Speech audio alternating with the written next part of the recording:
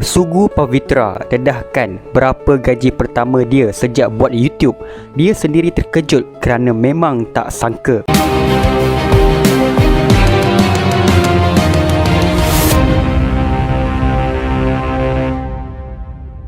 Saya hanya ingin membantu suami yang hanya bekerja di ladang. Dia memperoleh pendapatan RM1000 sebulan.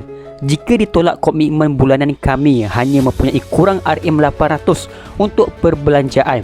Sebab itu saya nekat membantunya.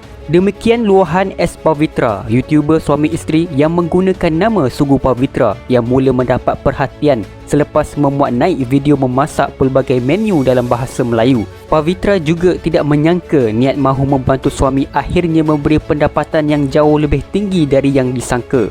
Beliau turut mendedahkan pendapatan pertama diterima dari YouTube di mana jumlahnya agak lumayan bagi mereka yang baru bermula. Apa yang kami peroleh sekarang lebih dari cukup.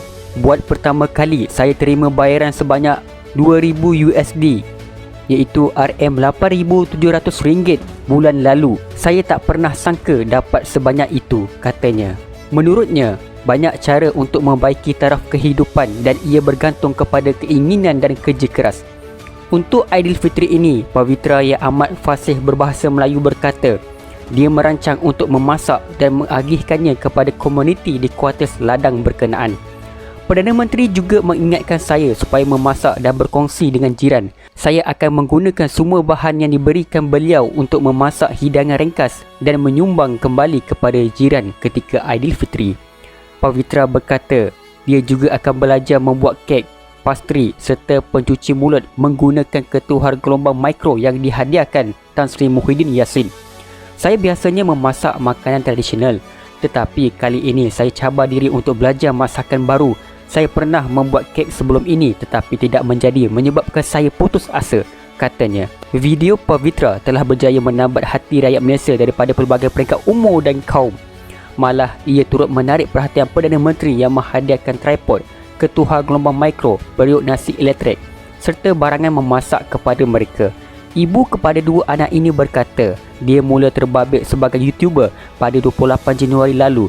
Sejak itu, dia memuat naik demonstrasi masakan dan sehingga kini sudah mempunyai 473,000 peminat.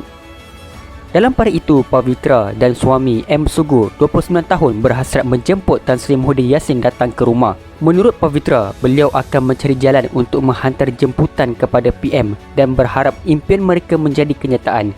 Perkara pertama yang ingin dilakukan selepas Perintah Kawalan Pergerakan Bersyarat PKPB tamat adalah menjemput Perdana Menteri ke rumah untuk merasai masakan kami, kata S. Pavitra, 28 tahun. Saya tahu agak mustahil Perdana Menteri akan datang kerana saya hanya orang biasa, tetapi saya berhasrat memasak nasi biryani kambing dan ayam masak merah untuk beliau. Isnin lalu saya sudah menerima hadiah daripada beliau. Hanya ini saya boleh lakukan, menjemput Perdana Menteri ke rumah, dan saya harap beliau dapat bertemu satu hari nanti apabila Malaysia bebas dari COVID-19, katanya ketika ditemui di rumahnya di kuartus ladang swasta di Sungai Siput.